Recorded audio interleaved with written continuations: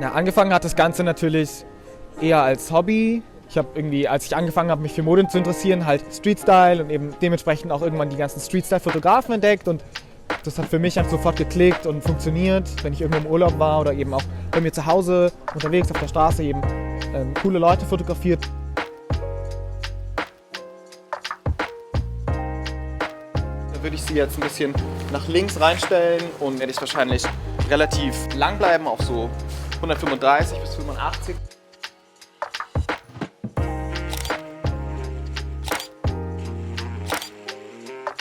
Streetstyle hat gerade in den letzten Jahren, aber auch über das letzte Jahrzehnt natürlich viel Veränderung hingelegt. Generell natürlich durch digitale Kameras Ende der 2000er hat diese ganze Szene so richtig Zulauf bekommen, gerade durch so Fotografen wie Tommy Ton oder dann auch Adam Katzinding, die das ganze Medium richtig nach vorne gepusht haben. Und jetzt natürlich nochmal über die letzten Jahre mit der Veränderung durch die Influencer, dass der Fokus im Streetstyle mehr hin zu den Leuten, die das einfach machen, um fotografiert zu werden. Ich bin jetzt hier bei Blende F2. Shutter Speed 2500, ISO 800. Das gibt mir einfach die Möglichkeit, mit dem Shutter Speed 2500 einfach schön ihre Bewegungen, wenn sie jetzt hier über die Straße laufen wird, das schön perfekt einzufrieren. Wie gesagt, Blende F2 lässt mich den Hintergrund schön verschwimmen lassen für diesen sehr clean Commercial Look.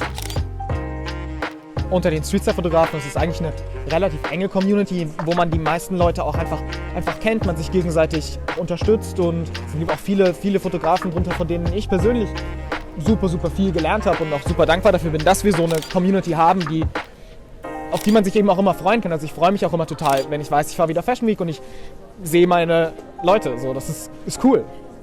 Wir haben jetzt da drüben gerade mit dem Weiß und auf dem 85er sehr schöne, cleane Fotos gemacht und ich wollte jetzt einfach noch mal ausprobieren, hier mit dieser Bank sie zu setzen und dann hier vielleicht mit meiner Leica ein bisschen kreativ zu sein, ein bisschen editorial-like die Bilder zu machen.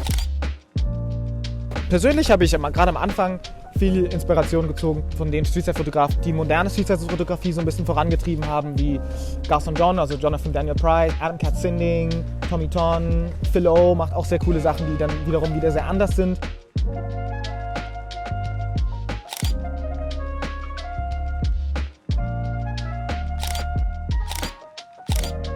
Eine gute Einstiegsrichtung, also ich fotografiere persönlich auf Canon. Ich meine, jetzt gerade durch die neuen Mirrorless-Kameras sind viele der älteren DSLR-Bodies ja gerade gebraucht und günstig geworden zu haben. Sowas wie vielleicht eine 5D Mark III, manchmal hat man sogar Glück und findet auch eine 5D Mark IV schon zu einem guten Preis oder eine 6D, die alles schon Full-Frame-Kameras sind bestimmt ein guter Einstieg für einen Body. Also was natürlich immer gut ist, so ein bisschen zu wissen, einfach sich so ein paar Punkte rauszusuchen, die halt so ein Outfit vielleicht ein bisschen so zusammenhalten. Ein cooles Close-Up eben hier zum Beispiel zusammennehmen, noch mit dem Ring zusammen.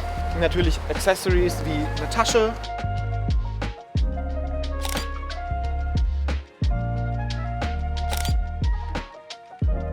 Der Schmuck und die Ohrringe sind immer cool, wenn man da einerseits schön rangehen kann und das Bild einfach schön füllen kann, was fürs Auge sehr ansprechend ist. Zum Beispiel hier, bei dem Outfit man noch machen könnte, wäre das hier zu zeigen.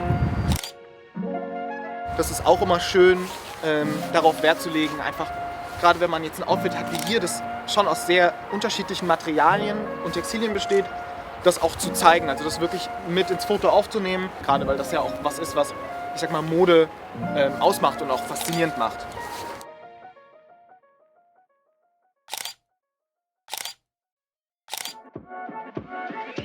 Ja, wir haben jetzt ja nochmal die Location gewechselt. Wir haben jetzt ein bisschen Licht verloren, es ist jetzt auch ganz schön dunkel hier drin. Sehr unruhig der Hintergrund. Aber da ist es jetzt wichtig darauf zu achten, dass es nicht zu unruhig wird, dass man irgendwie eine Ecke findet, weil jetzt hier auch viel los ist, wo nicht so viele Personen im Hintergrund sind. Da drüben ist eine Ecke, wo gerade das Licht ganz schön rein reflektiert wird und auch trotzdem schön gleichmäßig und einheitlich bleibt und vor allem auch relativ weich.